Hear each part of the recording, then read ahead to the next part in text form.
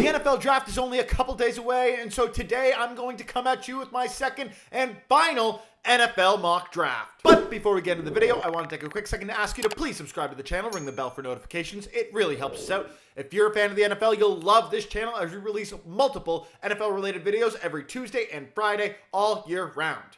Now, let's get back to the video. Starting out at number 1, we have Caleb Williams going to the Bears. I don't think anyone is surprised by this. Everyone expects him to go number 1. The Bears are not trading out of this pick, especially since they traded away Justin Fields. Caleb Williams, number 1. Let's move on. Number 2, I have changed. I did have this as Drake May in my first mock draft, but I've changed it to Jaden Daniels. I think Jaden Daniels is a little bit more likely. Doesn't mean I don't like Drake May more, but I think Jaden Daniels is more likely to go to the Commanders, and so I have him number 2. And that leaves number 3 being Drake May to the New England Patriots. I think the top 3 quarterbacks are going to go top 3. I know some people have J.J. McCarthy breaking into there, but no, I don't think so. I don't think there's any trades in the top 3. It's these 3 guys. The only thing that's in question is the exact order. And so at number 4, where the draft opens up, I have the Arizona Cardinals taking Marvin Harrison Jr. Marvin Harrison Jr. is the best player on most people's draft boards, and the Cardinals need a wide receiver after they moved on from both DeAndre Hopkins the season prior to last and Hollywood Brown this past season. The only question here is, do the Cardinals trade out of this pick? I don't think any of the Giants, the Broncos, or the Vikings give a good enough offer to the Cardinals for them to move out of this pick, and they take Marvin Harrison Jr., who I believe they really, really want to take, and it would take a godfather offer for them to move out of this pick. At number 5, similar to my first mock draft, I have the Vikings trading up with the Chargers to take J.J. McCarthy. The Chargers trade out of this pick as soon as Marvin Harrison Jr. is off the board, at least per my draft board. And the Vikings are the team that moves in here because they just seem to be the most hungry. They already made a trade about a month ago to get the Houston Texans 23rd overall pick. That trade was clearly done with the intention of moving up in the draft. I don't deny that maybe the Broncos or the Giants might give a decent offer. And unless the Chargers or the Cardinals are willing to only move down one spot and will take significantly less from the Giants to still get a 6th overall pick, I see the Vikings with the 11th overall pick as the most attractive offer on the board because they'll give 2 first-round picks plus some additional just in order to move up to take J.J. McCarthy. At number 6, given the top 4 quarterbacks are off the board and the Giants didn't get any of them, they go for wide receiver Malik Nabers at number 6. I don't think they're that upset with this. I think they would have taken any one of the top 5 over Nabers, but I think that top 5 is widely projected. Nabers is the second best wide receiver prospect. The Giants need a wide receiver, and I don't think the Giants are going to go and take Bo Nix or Michael Penix Jr. or anyone at this pick, so Nabers makes the most sense for a team that is desperate for wide receivers, given they haven't had a really top-tier wide receiver since, Victor Cruz? At number 7, I have the Tennessee Titans taking Joe Alt. I could see a world where Joe Alt ends up going at number 5 to the Chargers, in which case this is probably a wide receiver. But if Joe Alt's on the board, I don't see the Titans going for anyone but Joe Alt. Again, maybe a wide receiver, given that is a position of need, but Joe Alt is too good a player. You pair him on the offensive line with Peter Skoronski. You have offensive tackles of the future in Tennessee. It just makes too much sense for a team that likes to play a bit of smash mouth football. At number 8, I have Raheem Morris in the Atlanta Falcons taking the first defender off the board, Dallas Turner, edge rusher out of Alabama. And this is an absolute slam dunk of a pick. Anytime you can get the top edge rusher, let alone top defender in the draft, at 8th overall, you are going to take that all the way to the bank. The Atlanta Falcons should be super thrilled about this, especially with their skill positions they've taken in recent drafts and bringing in Kirk Cousins to round out that offense. Building a defense is going to make this team competitive, and Dallas Turner, the best defensive player in the draft, is a great start to building out that defense. And at number 9, I have the Chicago Bears going back to offense and taking Rome Odunze. This is a pick I personally don't like a lot, actually. I think the Bears should absolutely go with a defensive player here, but I see more and more them being tied to a wide receiver, and Rome Odunze makes a lot of sense. They do have DJ Moore and Keenan Allen, but maybe they think, given Keenan Allen's age, that they need a 3rd wide receiver for this season. Give Caleb Williams, or whomever they draft, as many weapons as possible, and then round Rome Odunze into being a top 2 wide receiver when Keenan Allen ages out, which he's not far away from doing anyway, given his advanced age at the wide receiver position. I don't love the pick because I just don't think they need wide receivers or more offensive skill positions, but hey, What do I know? I do think they'll take Rome Odunze here, though. And at number 10, I got Brock Bowers going to the New York Jets. This pick just makes too much sense. It's one of the few positions of right now need for the New York Jets, and I don't really see any other position that they target heavily at this pick. I have seen a few mock drafts have an offensive tackle going here, but my problem with offensive tackle is they've signed Tyron Smith. They've traded for Morgan Moses to be their bookend tackles. I agree. Both those guys are old. And if your goal wasn't to win now, picking an offensive tackle here to basically be a guy of the future would make a ton of sense. But when you have an Aaron Rodgers at quarterback that's going to be turning 40 years old this season, you don't have a lot of time to wait for your first round picks to contribute. Brock Bowers could contribute day one. We saw this past year with guys like Sam Laporta and Dalton Kincaid. We're starting to see college tight ends actually being good enough to contribute year one, which never used to be a factor for tight ends coming into the NFL. So why not go after Brock Bowers? This just makes too much sense to me. Let's move on to 11. At number 11, the San Diego Chargers have their first pick in this draft that they got from the Vikings for the trade that gave the Vikings J.J. McCarthy. And at this pick, I have them taking J.C. Latham. Now, J.C. Latham is not the best offensive tackle on the board. It's also probably not the biggest position of need for the Chargers, who I believe have their biggest position of need at wide receiver. But this is just a Jim Harbaugh pick, isn't it? A big offensive tackle that can play smash mouth football with. I don't know. This is a bit of a wild card pick, but I definitely see the Chargers superseding a wide receiver, especially if Odunze's gone, and taking an offensive tackle instead to play Jim Harbaugh smash mouth football. And J.C. Latham just seems like a guy that Jim Harbaugh would go and pick and turns into a stud for this team. So J.C. Latham to the Chargers at 11. At 12, I got Bo Nix going to the Denver Broncos. This was a lot more certain to me in my last mock draft, where I also had him going 12 to the Broncos. I'm a lot less certain because there seems to be a lot of scenarios where the Broncos either trade up to get McCarthy or trade down and still get Bo Nix, or just don't draft Bo Nix altogether and get a quarterback in the mid to late rounds. I don't know what the end result is going to be, but I don't see any really likely scenario that's anywhere more likely than Bo Nix just going at this pick to the Broncos. They clearly need a quarterback. I honestly don't even know who their best quarterback on their depth chart is right now, which tells you how much they need a quarterback. So I'm having Bo Nix going here at 12th overall. At number 13, I have the Las Vegas Raiders taking Fuaga out of Oregon State. This is a pick that makes sense for a team that's looking to build in the trenches. Antonio Pierce very much so feels to me to be a guy who's trenches first style of football. And you've already seen that given the fact that he signed Christian Wilkins to a massive contract in the offseason. So why not fill the defensive line in free agency and the offensive line in the draft with a guy like Fuaga?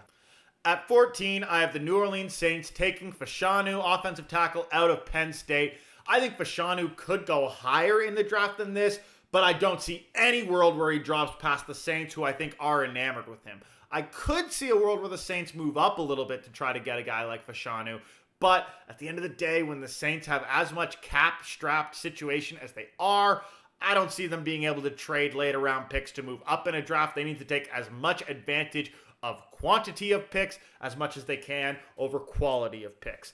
And so if Fashanu's gone, they got to bite the bullet. But in this mock draft, he's not gone, and they take him at 14. At 15, much like I did in my previous mock draft, I have the first cornerback going off the board to the Indianapolis Colts. The difference is, this time I have that cornerback being Terrion Arnold.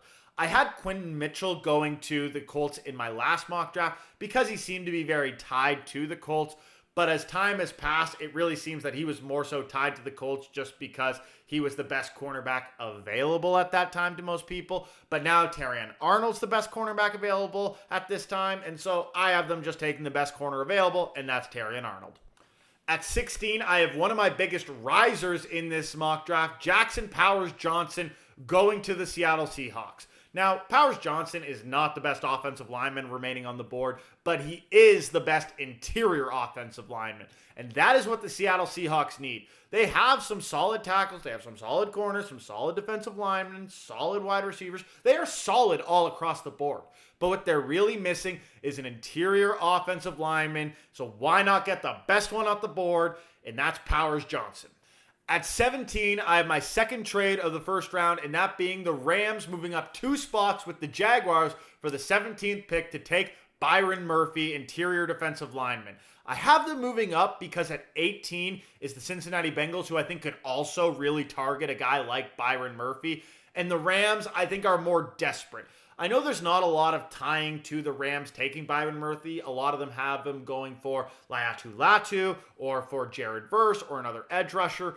But I feel after the loss of Aaron Donald, they need an interior defensive lineman. This is a team that cannot survive without a guy in the middle, given their entire defense is built around a massive guy in the middle. And Byron Murphy by no means is going to be anywhere close to what Aaron Donald was.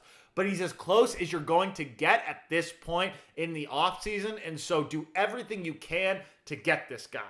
As for why the Jaguars would be willing to trade down, well, I think the Jaguars want a specific player that would be available at 17, but would also be available at 19, and they already showed in last year's draft, trading down twice to get their guy Anton Harrison, that they're willing to trade down if they think the guy is going to be available that they want. At 18, I have the end of one of the biggest skids from my first mock draft to my second mock draft, and that's Jared Verse going to the Cincinnati Bengals. In my first mock, I had him going all the way at 9 to the Chicago Bears. In this one, dropping all the way to 18 to the Bengals, but this is an absolute steal of a pick for the Bengals. This is the second edge rusher off the board, and going as low as 18 just seems crazy to me given the value that edge rushers have.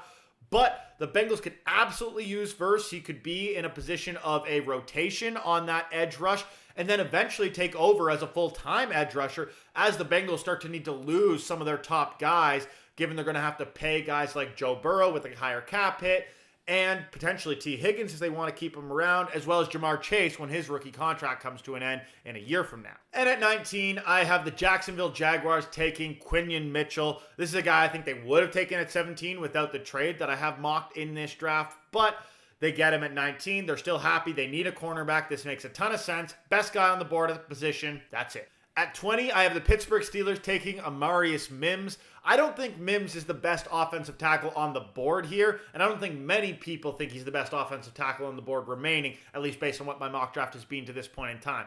But the Steelers have always shown that they're a team that goes a little bit off board, and they sent a ton of scouts to the Georgia Pro Day, seemingly enamored with Armanius Mims. And so I think they're going to take Amarius Mims. Also, apologies for mispronouncing his name because I confuse Amarius and Amarius, and I'm not sure which one it is, to be honest. And at number 21, I have the Miami Dolphins taking Graham Barton, offensive lineman out of Duke. Now, you'll notice that it's his offensive lineman and not offensive tackle or interior offensive lineman, and that is because Graham Barton projects to be played all across the line, not just one particular position, and I think that's why the Miami Dolphins target Barton instead of a potentially better offensive lineman. I think this guy could replace Robert Hunt in the interior in the immediate future and eventually be moved to an outside tackle as he grows into the NFL as a whole. And so this is just a player that fits a Miami Dolphins team that wants to win now, but also has a lot of young guys that they might want to build around for the future. At 22, I have the Philadelphia Eagles taking Latu, an edge rusher, and a phenomenal pick here at 22. Yes, the Eagles do have some edge rushers. They have Brandon Graham, but he's a little bit older and won't be in the league much longer. They also have Nolan Smith, who they picked at the end of the first round in last year's draft, but we still haven't seen a ton out of Nolan Smith to confirm that he is an edge rusher of the future for the Eagles. And so Latu fits in perfectly. If Nolan Smith ends up being great, well, that's fine. Latu can just be a depth piece today and become a starter once Brandon Graham retires. If Nolan Smith doesn't work out, well, even better. Latu can fit in right away and be a full-time starter for the Eagles day one, who need some edge rush help and need defensive help, so why not get Latu? At 23, I have the Chargers taking the second LSU wide receiver off the board in Brian Thomas. They already picked their big offensive lineman with their first pick in the draft, that being at number 11 after the mock trade with the Vikings.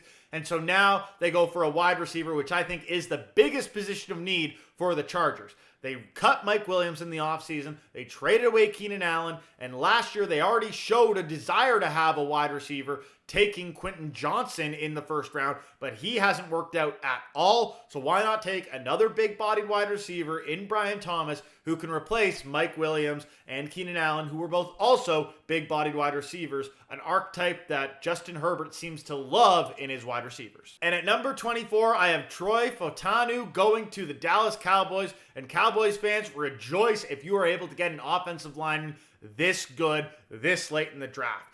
Fautanu could easily go much higher in this draft. In fact, there are worlds where Fautanu could go even as high as top 10 in this draft. But just how this mock draft has played out, I've had him fall all the way to 24, but he's not falling past the Cowboys if he ever makes it here. Tyron Smith left to the Jets in free agency. Offensive tackle is absolutely now a position of need for the Cowboys, who have always seemed to like having really good offensive linemen. Look at their most successful recent seasons when they had Tyron Smith, Travis Frederick, and Zach Martin on the offensive line. Two of those three guys are gone now, so why not start to replenish that offensive line? And Fautanu is a perfect example of this. I could even see a world where the Cowboys trade up to ensure they get a guy like Fautanu, but if they don't, they're going to take him here and be ecstatic, at least per this mock draft. Also, apologies if I'm mispronouncing his name. I'm not great at this. At 25, I have the Green Bay Packers taking Nate Wiggins, cornerback out of Clemson. This is a really tough pick for me. I think with what's available on the board, there's a ton of options for the Packers. Nate Wiggins makes a ton of sense, as well as other cornerback options like Kool-Aid McKinstry or Cooper DeJean. As well, there's some edge rushers like Chop Robinson who could make a ton of sense here. I think the Packers have a ton of great options for what their needs are. There's not that many offensive tackles, which I think is their other position of need that I think they would love in this pick. But I went with Nate Wiggins, the guy I think is the best cornerback left on the board per most rankings that I've seen. And so they take Nate Wiggins at 25, going to Green Bay. At 26, I have my final mocked trade, that being the Lions moving up to 26 for the Buccaneers pick to take Cooper DeJean. I just don't know why the Lions don't do this. The Lions need cornerback help. Cooper DeJean is an athletic freak, and they just seem to have a hard-on for guys from Iowa. Just look at last year's draft where they took Jack Campbell and Sam Laporta out of Iowa. They've taken TJ Hawkinson out of Iowa in the past. There seems to be a massive love for the Iowa culture from the Detroit Lions, who seem to prioritize culture over skill in basically any position. And so why not take a guy from a culture you love, from a culture you know has worked out in the past, in Cooper DeJean? And I think you might need to trade up to do it, given I feel DeJean would go at 27 to the Arizona Cardinals if the Lions don't move up to get here. As for the Buccaneers, I think the guy they would have taken at 26 will still be available at 29, which is why they're willing to make this trade. And so at 27, the Arizona Cardinals take the best remaining cornerback on the board, Kool-Aid McKinstry, given Cooper DeJean is gone at 26. And this is still a really good pick. Remember, if this draft had happened a year ago, Kool-Aid McKinstry would have been a slam dunk top 10 pick. He was that good a prospect. The main reason he's fallen off is because Terrion Arnold went and became the number one cornerback for Alabama, which has resulted in Kool-Aid McKinstry falling down a fair bit on people's draft boards, given he wasn't even the number one cornerback on his own team. That being said, he still had a stellar season for Alabama, and he could still be a top-tier cornerback for many teams out there. It might just be that he didn't fit with the scheme that Alabama and Nick Saban were running. And so Kool-Aid McKinstry could be a slam dunk of a pick. It's going to be great to have him going into the same organization as Marvin Harrison Jr., which I projected in this draft, and have those two guys grow opposite each other and together on a Cardinals team that would have a great draft. This is what they got. And at 28, I have the Buffalo Bills taking insert wide receiver here. And in this case, it's Adonai Mitchell. But at the end of the day, this could be Keon Coleman, it could be Xavier Leggett, it could be Xavier Worthy, it could be basically anyone you could imagine going to the Bills here. Why? Because the Bills just need wide receiver help. They lost Gabe Davis in free agency. They traded away Stephon Diggs. And so who's their best wide receiver? Khalil Shakir? That is not good enough to be your best wide receiver if you have Super Bowl ambitions, with the Bills should, with Josh Allen as their quarterback. And so they have to take a wide receiver in this position. I don't think they're going to trade up because there's a lot of wide receivers that should be available around this pick that I think have very similar values. So unless they have one guy that they adore, they're going to stay in this pick and they're going to take whomever it might be. And I think it's Adonai Mitchell, but it really could be any wide receiver here. At 29, I have the Buccaneers taking Chop Robinson, the best available edge rusher out of Penn State, and I absolutely believe they would have taken him 26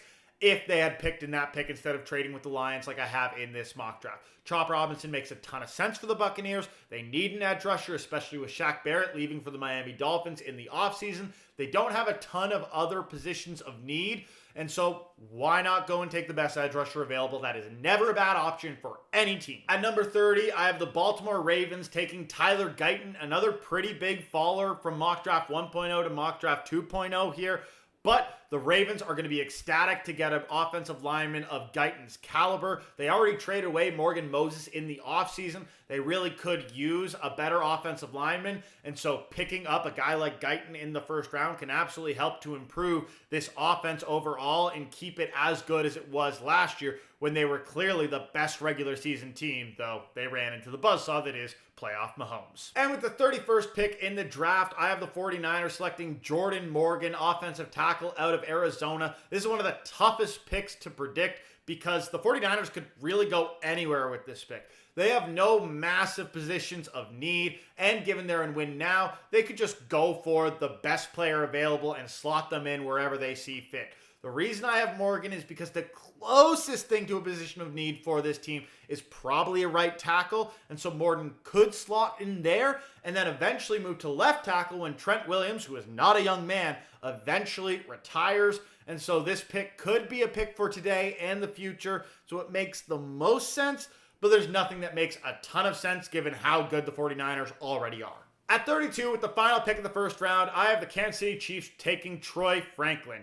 Now, this could really be any wide receiver, and in fact, the wide receiver I like most for the Kansas City Chiefs is Keon Coleman, who I had at this pick in my mock draft 1.0, but I don't expect Keon Coleman to go this high. Troy Franklin could, and so I have the Chiefs taking Troy Franklin, who fits in right in between Hollywood Brown as that speed demon and Travis Kelce as that big-bodied middle-of-the-field receiver. So it helps to expand your levels, especially with Rashee Rice likely not playing this year given his impression of Henry Ruggs that happened earlier in this offseason. That's it for my final NFL mock draft of 2024. You can tune in live for my live watch along of the NFL draft on twitch.tv/4thandgoal, same as the YouTube channel you're watching this on here. We'll be watching through the entirety of the first round of the NFL mock draft. You don't want to miss that. I hope to see you all there. But until next time, peace!